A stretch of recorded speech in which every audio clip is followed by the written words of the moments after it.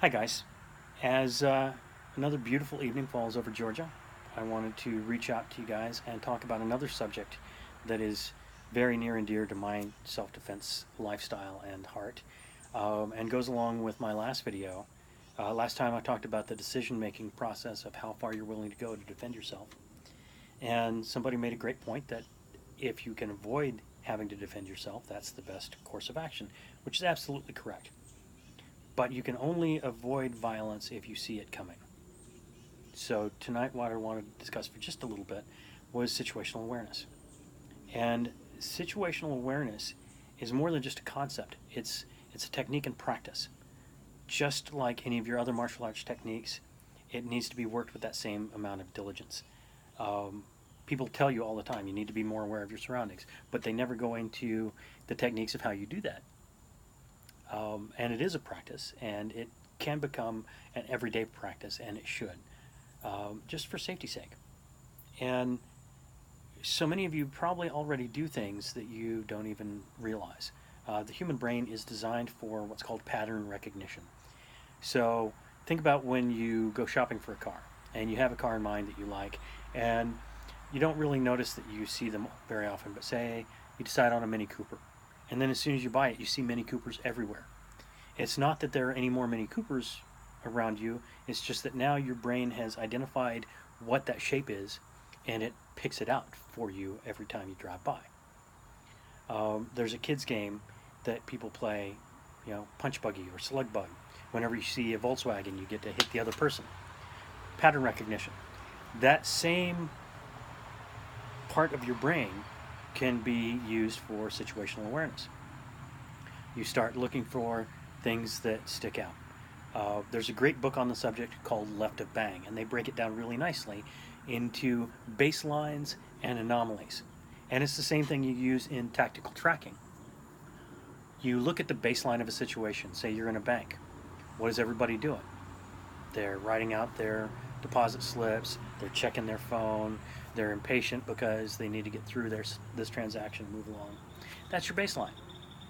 Then you look for anything outside of that baseline. Somebody that's scanning the area that doesn't really seem like they're involved in banking. They're clocking where the exits are, they're clocking the security guard, they're checking for cameras, they're fidgeting. That's an anomaly. That guy that's just standing stock still, not looking at anything, that's an anomaly. That should ping on your radar. That should bring a higher level of awareness. And when I talk about awareness, another concept I use is soft focus and hard focus. Soft focus allows me to look at the whole area that I'm in. Hard focus is when something like an anomaly pings on my radar, then I look at it with a lot more, for a lot more detail. Just one idea. And there are tons of books on the subject. There are some great ones out there. Mark McYoung wrote a great one called Violence, Blunders, and Fractured Jaws. Rory Miller has written several, Facing Violence and Conflict Communications, which talk about recognizing the physical cues that someone is about to get violent. That's part of awareness as well. The information's out there. Most people don't use it. And in my opinion, it is the number one skill for self-defense, situational awareness. Not just awareness of the atmospherics, of where you're going to be, all of the information about, do you know the traffic patterns in that area? Are there situations going on there? Already conflicts, people protesting, or riots, or any group of people, a comic book convention where there are going to be tons more people than you're used to, clogging up the traffic patterns.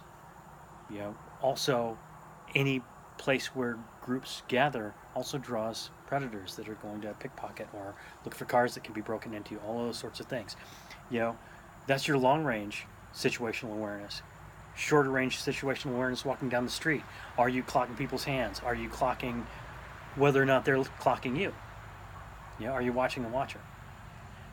A lot of times I get made fun of, and I'm sure other veterans, be it military, police, get made fun of as well, because of the way we act in public places. We want to sit with our backs to the wall, check all the exits, scan people as they come in. But it's because we've developed awareness as a practice. And now it's second nature. Even as I'm sitting here, I can't sit still and watch my camera because I'm watching the traffic patterns in my neighborhood. I'm watching my horses, making sure that everything is where it's supposed to be. It doesn't take much, but it's another decision you need to make. You need to decide to be more aware, and you need to decide to practice that awareness. If you practice awareness well enough, you should never have to use your other self-defense skills. And if you are a self-defense instructor and you're not at least touching on the basics of situational awareness, then you're doing your students a great disservice. Again, there are plenty of books out there on the subject. I encourage you to read them, find them. Like I said, the great ones, Left of Bang, fantastic book. Violence Blunders Fractured Jaws, fantastic book. Street E&E, fantastic book, also by Mark McGowan. Any of Rory Miller's stuff. These are guys that have spent time in the box, that have, been in situations where, somebody's going to get bloody. So they know what they're talking about.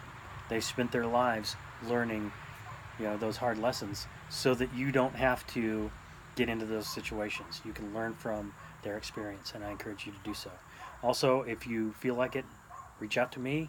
I'm open to answering any questions that come my way. Thanks a lot.